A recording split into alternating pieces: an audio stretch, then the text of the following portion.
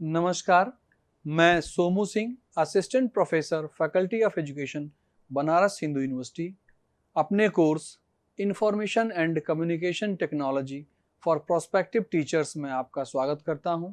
आज lecture number 10 है, जिसका शीर्षक है फ्लेंडर की अंतःक्रिया विश्लेषण श्रेणी प्रणाली, Flanders interaction analysis category system. Key learning themes. By the end of this session, you will understand what is interaction analysis, concept and structure of Flenders interaction analysis category system, how to categorize and analyze classroom interactions, its practical applications in teaching. आज के इस व्याख्यान में हम मुख्य रूप से ये समझेंगे कि अंतःक्रिया क्या है, कक्षागत अंतःक्रिया क्या है, फ्लेंडर द्वारा दिया गया अंतःक्रिया विश्लेषण श्रेणी प्रणाली क्या है और इस प्रणाली में किस तरीके से हम श्रेणियां बनाते हैं और कक्षागत अंतःक्रिया को किस तरह विश्लेषित करते हैं। अगर मोटे तौर पे समझें तो हम ये भी सीखेंगे कि कक्षागत परिस्थिति में शिक्षण के दौरान इसका इस्तेमाल किस तरह किया जा सकता है। सबसे पहले हम समझते हैं व्हाट इज इंटरेक्शन।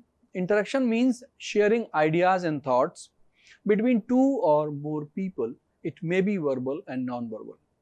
ये कोई कठिन बात नहीं है। हम सब अपने दैनिक जीवन में अपने विचारों का, अपनी भावनाओं का एक दूसरे के साथ आदान प्रदान करते हैं, उसी को अंतःक्रिया का नाम दिया जाता है। Nad E. Flenders define teaching as an interactive process. Interaction means participation of teacher and student in the process of teaching. Teaching को इंटरेक्टिव प्रोसेस के रूप में ही डिफाइन किया जाता है। टीचिंग में जो भी व्यक्ति इन्वॉल्व होते हैं वो आपस में इंटरेक्शन ही करते हैं। टीचिंग में एक तो टीचर होता है, आप जानते हैं, और विद्यार्थियों की संख्या होती है। मानक जो भी हमारे निर्धारित हैं विद्यालय स्तर पर 30 और 30 प्राइमरी लेवल पे और अपर प्राइमरी लेवल पे 35 विद्यार्थियों की संख्या होती है। Now we understand classroom interaction. Classroom interaction refers to the communication and engagement between teachers and students and among students within a classroom setting. It encompasses the dynamic exchange of ideas, questions and feedback between teachers and students and peer-to-peer interactions. कक्षागत अंतःक्रिया का जो दायरा है थोड़ा सा विशिष्ट हो जाता है। कक्षा में शिक्षक अपने विद्यार्थियों से अपने विचारों का, अपनी भावनाओं का आदान प्रदान करता है। इसको और विशिष्ट रूप से समझें कि विद्यार्थियों को कुछ बताता है, विद्यार्थियों से कुछ पूछता है और विद्यार्थियों के द्वारा दी गई उत्तर द्वारा फिर से कुछ बताने की कोशिश करता है। विद्यार्थी भी एक दूसरे के साथ अंतःक्रिया करते हैं। तो उस सारे एस्पेक्ट को हम क्लासरूम इंटरेक्शन के दायरे में रखते हैं। Systematic classroom interaction is a systematic research method that involves observing, coding and interpreting naturally occurring interactions between people, often in a specific context like a classroom or a workplace, to understand the dynamics and meaning of those interactions. Interaction analysis में basically हम करते क्या हैं? हम observe करते हैं classroom behaviours को, उसकी कोडिंग करते हैं और उसको इंटरप्रेट करने की, उसको निर्वचित करने की कोशिश करते हैं। जो भी हम बिहेवियर का पैटर्न देखते हैं, रिकॉर्ड करते हैं और जो कॉन्टेक्स्ट हमारे क्लासरूम का है उसका। आइए हम सीधे समझते हैं what is Flanders interaction analysis category system. Flander द्वारा दिया गया अंतःक्रिया विश्लेषण श्रेणी प्रणाली क्या है? FIACS is a systematic tool for observing and analyzing verbal interactions in the classroom. ये एक ऐसा उपकरण है, ऐसी पद्धति है जिसमें हम शाब्दिक अंतःक्रिया का अवलोकन करते हैं, साथ ही साथ उसका विश्लेषण करते हैं। FIACS developed by Ned A. Flanders in 1959 at the University of Minnesota is widely used in teacher training, classroom observation and educational research. ये जो फ्लेंडर द्वारा दिया गया मॉडल है, ये अध्यापक प्रशिक्षण में, कक्षा के अवलोकन में और शैक्षिक शोधों में बहुत प्रभावशाली तरीके से उपयोग में लाया जाता है। It is basically based on the principle that teacher talk influences student engagement and learner outcomes। ये मुख्य रूप से इस सिद्धांत पर आधारित है कि टीचर जो कहता है उसका असर विद्यार्थियों की सहभागिता और विद्यार्थियों द्वारा सीखे जाने वाले ज्ञान और कौशलों पर सीधे तौर पर पड़ता है। Provide feedback on teaching styles, हमें पता चलता है कि हमारी टीचिंग स्टाइल कैसी है। Provide insights into classroom interaction patterns, हमारे क्लासरूम में इंटरेक्शन का पैटर्न कैसा है। कहीं ऐसा तो नहीं कि मैं शिक्षक होने के नाते मैं ही ज़्यादा बोलता हूँ, या विद्यार्थियों को भी पूछने या बोलने का मौका मिलता है, या कक्षा में शांति बहुत अधिक देर तक बनी रहती है। इससे एक शिक्षक को भी इंसाइट मिलती है। इन्हांस टीचर इफेक्टिवनेस, जब पता चलता है कि हमारी कक्षा में विद्यार्थियों को कुछ कहने या पूछने का अवसर नहीं है, तो इसका मतलब हमें कुछ सुधार करना होगा। कहीं ना कहीं ये हमारी टीचर इफेक्टिवनेस को बेहतर बनाने के लिए हमको फीडबैक भी मिलता है इससे। Identifies teacher dominated versus student centred classroom, इस एनालिसिस से, इस अंतःक्रिया विश्लेषण के प्रारूप के माध्यम से शिक्षक को यह पता चल पाता है, विद्यार्थियों को भी ये पता चल पाता है कि ये क्लास हमारी टीचर डोमिनेटेड रही या फिर विद्यार्थी केंद्रित रही, विद्यार्थियों को ज्यादा महत्व मिला। It categorizes classroom communication into 10 categories: teacher talk 7 categories, student talk 2 categories, silence और confusion 1 category। दोस्तों, ये बहुत ही रुचिकर है। आप सोचते होंगे कि शिक्षण एक सामान्य प्रक्रिया है, मैं जो जानता हूं वही तो बताना है, वही तो कहना है, वही करके दिखाना है विद्यार्थियों के सामने। नहीं, जब आप इस अंतःक्रिया विश्लेषण को समझेंगे तो आप पाएंगे कि शिक्षण की कितनी गहन बारीकियों का अन्वेषण किया जाता है, उनका अवलोकन किया जाता है, उनका विश्लेषण किया जाता है। तो मुख्य रूप से क्लासरूम कम्युनिकेशन की 10 श्रेणियां इन्होंने डिफाइन की, जिसमें टीचर टॉक में 7 और बाकी विद्यार्थी के संदर्भ में 2 श्रेणियां और उसके बाद एक साइलेंस और कंफ्यूजन की। This system follows a real time recording method where an observer notes interaction patterns every 3 second. बड़ा साफ इसमें नियम है कि हम रियल टाइम रिकॉर्डिंग मेथड का इस्तेमाल करते हैं। किसी की कक्षा अगर ऑब्जर्व करनी है, उस कक्षा में पीछे बैठ करके ऑब्जर्वर हर 3 सेकंड में ये देखेगा क्या घटित हुआ, और जो भी श्रेणी उसको ऑब्जर्व करेगा, जिस श्रेणी को, अभी हम श्रेणियां जब समझेंगे तो आप समझ पाएंगे कि रिकॉर्डिंग कैसे होती है, और उसके हिसाब से वो अपनी रिकॉर्डिंग शीट में वो दर्ज कर लेगा। आइए अब समझते हैं। ये हमने एक आपके सामने कंपोजिट तरीके से रखा है, टीचर टॉक, पीपल टॉक और साइलेंस और कंफ्यूजन। टीचर टॉक में basically we have 7 broad categories, categorized under 2 subcategories: indirect influence, accept feelings, praise or encourages, accepts or uses student ideas, asking questions, and under direct influence, lecturing, giving directions, criticizing or justifying authority. Under pupil or student talk, there are 2 categories: pupil talk response. Second one is pupil talk initiation. Third category is silence or confusion. Silence or confusion is one category. तो इसमें आप देख सकते हैं कि हम जो पूरी अंतःक्रिया है, जो व्यवहार कक्षा में घटित हो रहे हैं, उनको हम 10 श्रेणियों में बांटते हैं। 10 में 7, 2 और 1 का डिवीजन है। हम इनडायरेक्ट इन्फ्लुएंस शिक्षक का क्या है, उसको हमने 4 श्रेणियों में बांटा। डायरेक्ट इन्फ्लुएंस क्या है, उसको 3 में बांटा, और पीपल टॉक में 2, और इस तरह से ये हमारी 10 है। इनको हम विस्तृत रूप से भी समझते हैं कि हर एक श्रेणी में हम क्या ऑब्जर्व करेंगे। Under teacher talk we have included direct and direct influence category from category 1 to category 7. Indirect influence basically related to encouraging student participation. Teacher talk basically facilitate student participation. First category is accept feelings. Teacher acknowledge student emotions. For example, teachers say, I understand that this topic is difficult for you. I see you are frustrated. Let's work through it. पहला जो श्रेणी है उसमें क्या है, विद्यार्थी की भावनाओं को स्वीकार करना, विद्यार्थी की संवेगों को एक्नॉलेज करना, संदर्भित करना. शिक्षक जब अपनी कक्षा शिक्षण के दौरान इस तरह के वाक्य कहता है कि मुझे ऐसा प्रतीत होता है कि आपको यह प्रकरण, यह बिंदु समझने में कठिनाई हो रही है, पर्टिकुलर किसी विद्यार्थी की तरफ इशारा करते हुए, तो इसका मतलब है कि वो विद्यार्थी की भावनाओं को एक्सेप्ट कर रहा है, संवेगों को एक्सेप्ट कर रहा है.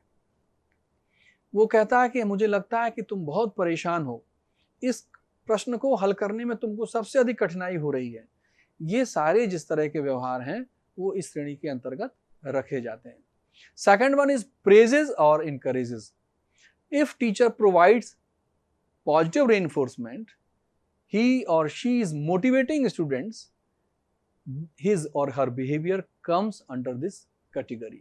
For example, agar he or she use reinforcers, words like good, very good, excellent, correct, you have correctly mentioned, अगर इस तरह के शब्द इस्तेमाल करता है. दूसरी श्रेणी विद्यार्थियों, एक शिक्षक कक्षा शिक्षण के दौरान विद्यार्थियों की अनुक्रियाओं पर अपने भाव भी व्यक्त करता है कि आपने सही कहा, बच्चों की उत्तर को प्रोत्साहित भी करता है, कुछ ऐसे शब्दों का इस्तेमाल करता है जैसे बहुत अच्छा उत्तर है आपका, बहुत अच्छे, शाबाश, सही उत्तर दिया. तो इस तरह का व्यवहार अगर आप ऑब्जर्व करेंगे कक्षा में तो उसको इस श्रेणी के अंतर्गत रखेंगे. थर्ड वन इज एक्सेप्ट्स और uses student ideas. Teacher incorporates students' contribution into the discussion. If a student or pupil passes on some suggestions, the teacher may repeat them in a nutshell in his own style or words. For example, that's an interesting perspective. ये श्रेणी basically व्यवहार की ऐसी श्रेणी है कि शिक्षक अपनी कक्षा में, कई बार ऐसा होता है कि विद्यार्थी ने कोई उत्तर दिया या विद्यार्थी ने कोई अपनी राय व्यक्त की, उस राय को, उस उत्तर को रिपीट करता है अपने तरीके से, तो उस उत्तर को भी वो शामिल करता है डिस्कशन में, अपने व्याख्यान में. तो विद्यार्थी के द्वारा दिए गए उत्तर को, अनुक्रिया को अपने चर्चा में शामिल करना, उसके इस व्यवहार को हम इस श्रेणी के अंतर्गत रखेंगे. Fourth one is asking questions, open ended, stimulates thinking and encourages students' engagement, eliciting student responses. For example, can anyone explain this concept in other words? मतलब यहाँ पर साफ है कि एक विद्यार्थी से कक्षा में जब प्रश्न पूछे जाते हैं, शिक्षक जब प्रश्न पूछता है कि इस बारे में आपका क्या कहना है, इस बारे में और क्या आप जानते हैं, उसकी थिंकिंग को, सोचने को और प्रोत्साहित करते हैं, तो ऐसी स्थिति में उसके व्यवहार को हम इस कैटेगरी के अंतर्गत, इस श्रेणी के अंतर्गत रखते हैं. तो basically these are the 4 categories of teacher talk. Indirect influence. Now come to direct influence. Direct influence में हम अगर देखें तो सीधे तौर पर 3 कैटेगरीज हमने मेंशन की हैं. फर्स्ट है lecturing, giving facts and opinions, presenting new information. For example, today we will discuss the water cycle, today we will discuss the concept of democracy, today we will discuss the concept of justice. कोई भी आप ले सकते हैं. तो अगर एक शिक्षक अपनी कक्षा में सीधे तौर पर जब तथ्यों को प्रस्तुत कर रहा है, मौखिक रूप से कोई नई सूचना विद्यार्थियों के सामने रख रहा है, तो उसके इस व्यवहार को हम लेक्चरिंग श्रेणी के अंतर्गत रिकॉर्ड करेंगे. Now 6th behavior category is giving directions. If a teacher is instructing students and assigning tasks and activities, for example, please open your books to page number 45 and solve question number 4. Stand up. मतलब यह है कि विद्यार्थी को कक्षा में कई बार निर्देश देने की आवश्यकता पड़ती है. आप जब शिक्षक बनेंगे तो आप ये महसूस करेंगे कि कई बार विद्यार्थी आपकी तरफ देख नहीं रहे हैं या कुछ और किसी गतिविधि में इन्वॉल्व हैं, तो आप उनको सीधे कहते हैं कि अपनी अपनी पुस्तक खोलिए, पुस्तक में इस पृष्ठ संख्या पर आप पहुंचिए, उस पर जो प्रश्न संख्या 3 है उसको हल कीजिए, खड़े हो जाइए और मेरे प्रश्न का उत्तर दीजिए। जब इस तरह के डायरेक्शंस शिक्षक देता है तो उन डायरेक्शंस के माध्यम से वो टास्क असाइन करता है, उनको कुछ कहता है, उसको हम इस श्रेणी में रखेंगे टीचर के बिहेवियर को। 7th इज क्रिटिसाइजिंग और जस्टिफाइंग अथॉरिटी, करेक्टिंग और asserting control, controlling behaviour, for example pay attention और you will miss an important point. शिक्षक कई बार बच्चे को करेक्ट करता है, कई बार बच्चे को पर कंट्रोल करता है, उसके बिहेवियर को कोशिश करता है कि वो क्लास की तरफ खींचे, जो डिस्कशन हो रहा है उसकी तरफ ले आए। तो ऐसी स्थिति में उसके उस बिहेवियर को इस श्रेणी के अंतर्गत रखते हैं। विशेष रूप से शिक्षक जब विद्यार्थी के बिहेवियर को और उसकी अनुक्रिया को नियंत्रित करने की कोशिश कर रहा होता है तब उसके व्यवहार को यहाँ पर रखेंगे। तो इस तरीके से टीचर टॉक की आपने 4 और 3 7 श्रेणियां समझी। अब आते हैं हम स्टूडेंट टॉक। कक्षा में विद्यार्थी का व्यवहार क्या है, इसके लिए 2 श्रेणियां अटेंडर ने हमको दी हैं। Under pupil or student talk we have 2 categories, pupil or student talk response, and the second one is pupil or student talk initiation. Under pupil student talk response category, student answer teachers questions, विद्यार्थी अपने शिक्षक द्वारा दिए गए प्रश्नों का उत्तर देता है। For example, the capital of France is Paris, the capital of India is New Delhi. I think it's because of gravity. विद्यार्थी जब शिक्षक के प्रश्नों का उत्तर देता है तो उसके उस व्यवहार को इस श्रेणी के अंतर्गत हम रखेंगे। 9th one is pupil or student talk initiation. Students share ideas without prompt. For example, I think we can solve this problem differently.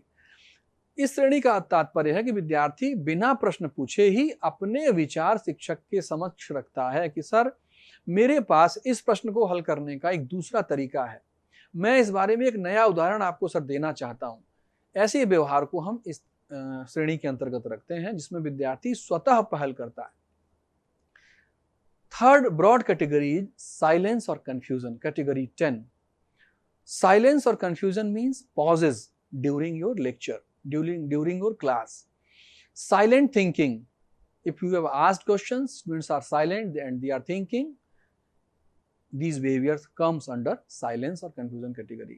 If classroom communication is unclear to student or unclear to teacher or unclear to observer, recorder, you can note it in this category. आप कक्षा में कई बार ऐसा होता है कि possess होते हैं, विद्यार्थी रुकते हैं, शांत रहते हैं, शांत रहकर सोचते हैं।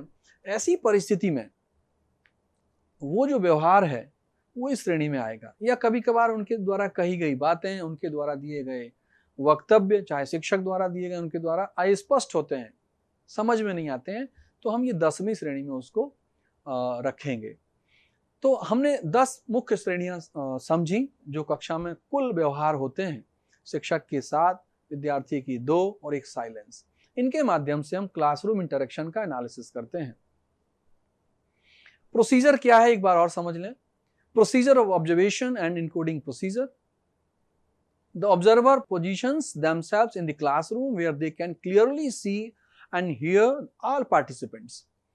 Every 3 seconds, the observer selects the category that most accurately reflects the interaction that just occurred.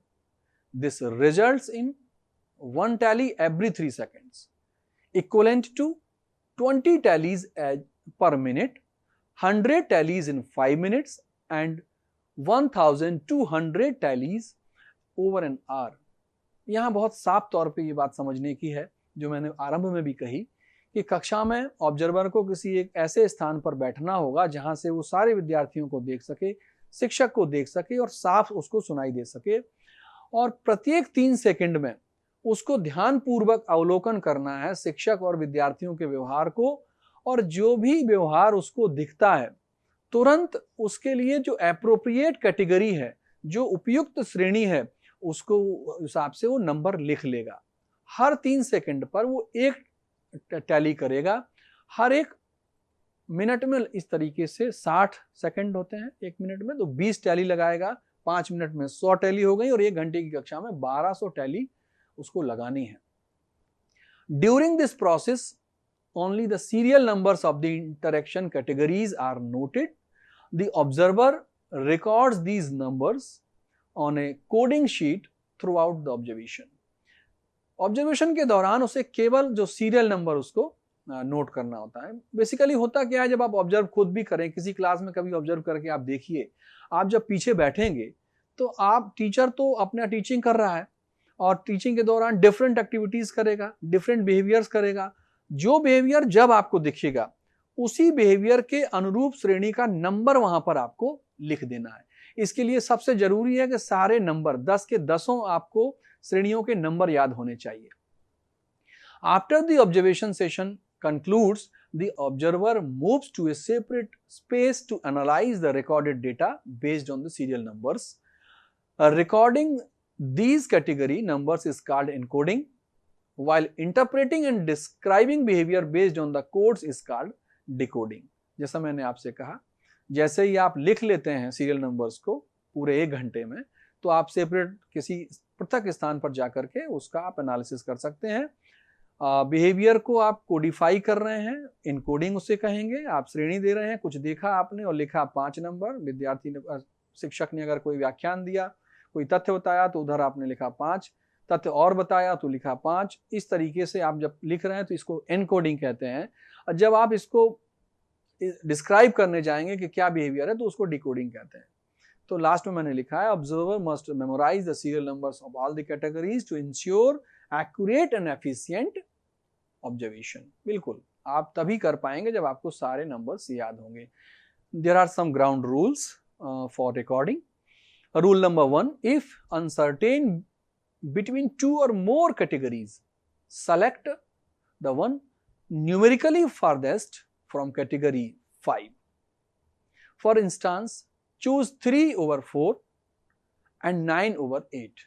जो कैटेगरी 5 से सबसे नजदीक आपको लग रहा है बिहेवियर उसका है, उसको चुनिए। जैसे 3 और 4 में कंफ्यूजन है तो 3 को चुनिए, 9 और 8 में कंफ्यूजन है तो 9 को चुनिए।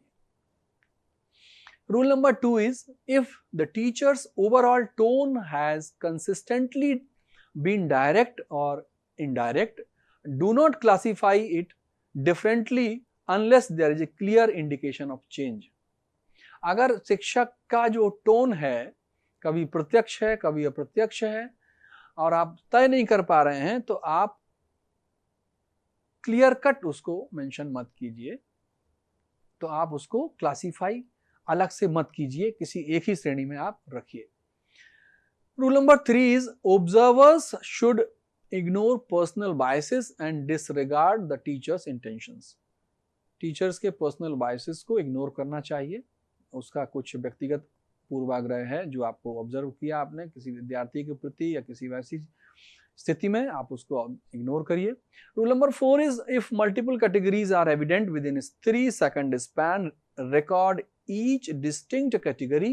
If the same behavior continues, repeat the previous category number. अगर आप एक साथ कई श्रेणियां देख रहे हैं आप 3 सेकंड के अंदर, तो उसी 3 सेकंड के अंदर आप उतनी ही टैली, उतना ही आप सीरियल नंबर नोट कर लीजिए। हर एक अलग अलग श्रेणी को जरूर लिखिए।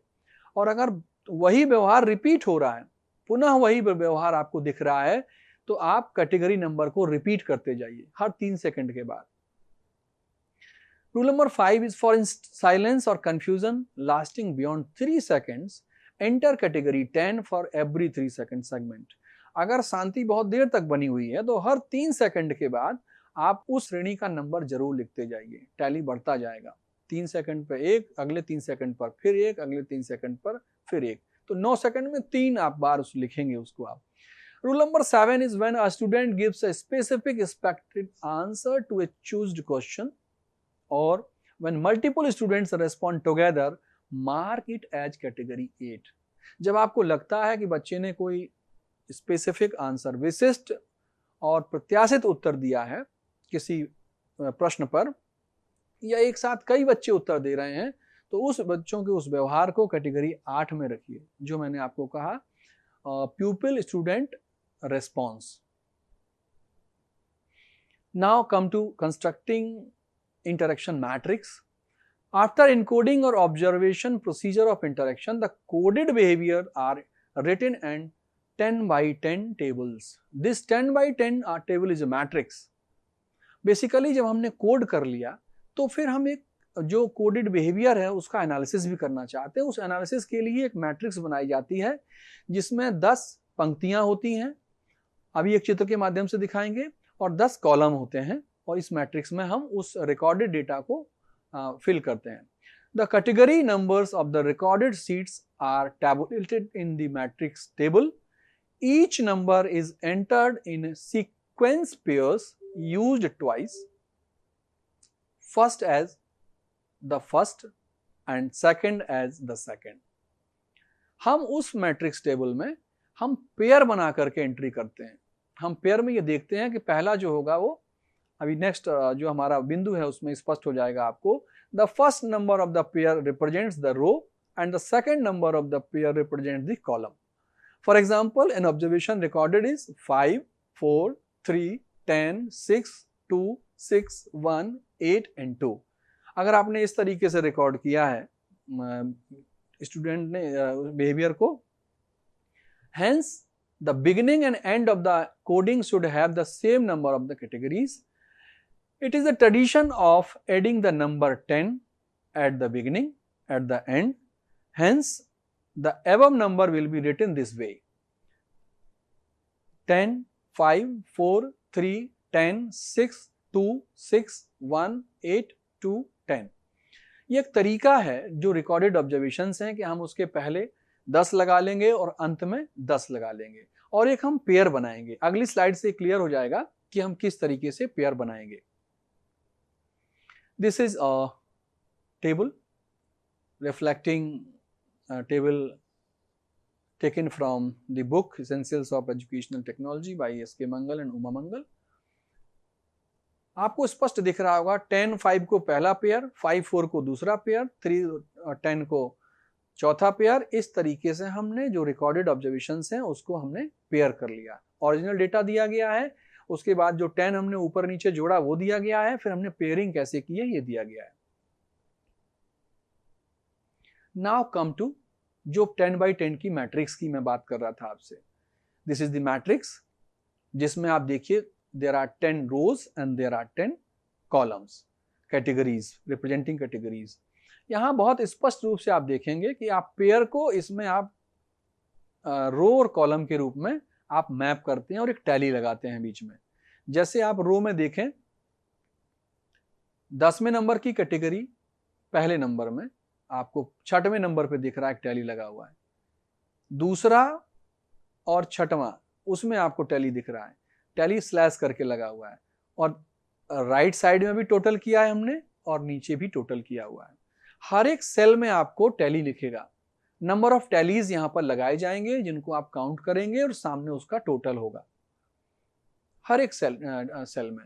तो पहली 7 आप जानते हैं टीचर टॉक की हैं, फिर अगली 2 स्टूडेंट टॉक की हैं और एक साइलेंस की है। तो 10वां वाला जो आपको दिख रहा होगा कैटेगरी वो क्या है? वो 10वीं कैटेगरी बेसिकली हमारी साइलेंस की है और पहली।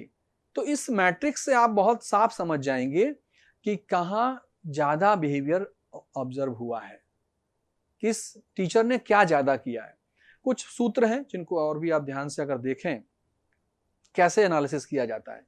Teacher talk ratio, percentage of teacher talk. पहला जो हमने कहा कि अगर पूरा देखना हो टीचर टॉक, टीचर कितनी देर टीचर का रोल रहा है, बिहेवियर रहा है, तो पहली 7 सेल को C1, C2, C3, C4, C5, C6, C7 को हम जोड़ लें और उसके बाद 100 का गुणा करें और टोटल नंबर ऑफ टैलीज जो भी हमने ऑब्जर्व की हैं, टोटल नंबर 1 घंटे में जितनी, उसका भाग दे दें तो हमें परसेंटेज पता चल जाएगा कि टीचर टॉक कितना हुआ है। अब उसमें से अगर हम बांट लें 4 और 3 में, इनडायरेक्ट टीचर टॉक निकालना चाहें तो एक नीचे फॉर्मूला है, फिर हम C1, C2, C3, C4, हम पहली जो इनडायरेक्ट टीचर टॉक कैटेगरीज की टैलीज हैं उनको ले लें, 100 का गुणा करें और टोटल टैलीज का भाग देते हैं। इससे ये पता चलेगा कि टीचर्स ने पीपल्स पार्टिसिपेशन के लिए कितना इंकरेज किया, कितना प्रतिशत हिस्सा है उसके टोटल बिहेवियर में इंकरेजमेंट का। नेक्स्ट है, आप देखें ध्यान से, डायरेक्ट टीचर टॉक रेशियो। इसमें हम C5, C6, C7 को लें और 100 का गुणा करें और हम टोटल नंबर ऑफ टैलीज को अगर भाग दे दें तो हमें ये पता चलेगा कि डायरेक्ट टीचर टॉक रेशियो क्या है। Fourth one parameter for analysis is student talk. विद्यार्थियों को कितना मौका मिला पूरे 1 घंटे में। तो cell number 8 and cell number 9 दोनों टैलीज को आप ऐड कर लें, 100 का गुणा करें और नंबर ऑफ टोटल टैलीज को आप से भाग दें तो आपको परसेंटेज मालूम चल जाएगा कि अगर 1000 टैलीज हैं, वो 1000 टैलीज में कितना प्रतिशत बच्चों को अपनी बात कहने का मौका मिला। लास्ट वन इज साइलेंस को भी निकालना चाहें, C10 upon total number of tallies into 100। इस तरीके से आप जो भी रिकॉर्डेड बिहेवियर है उसका एनालिसिस कर सकते हैं। तो साथियों, आज हमने फ्लेंडर का इंटरेक्शन जो कैटेगरी सिस्टम है उसको समझा, उसका स्ट्रक्चर क्या है, वो क्यों किया जाता है और उसके माध्यम से टीचर को क्या फ़ायदा है, विद्यार्थियों को क्या पता चलता है और उसमें बिहेवियर को कैसे रिकॉर्ड किया जाता है, उसकी मैट्रिक्स कैसे बनाई जाती है, उसका एनालिसिस कैसे किया जाता है, इसको विस्तार से समझा। अगर आपके मन में कोई प्रश्न है, कोई जिज्ञासा है तो आपने अपने प्रश्न हम तक जरूर भेजिए। और समय देने के लिए और इस वीडियो से जुड़ने के लिए धन्यवाद।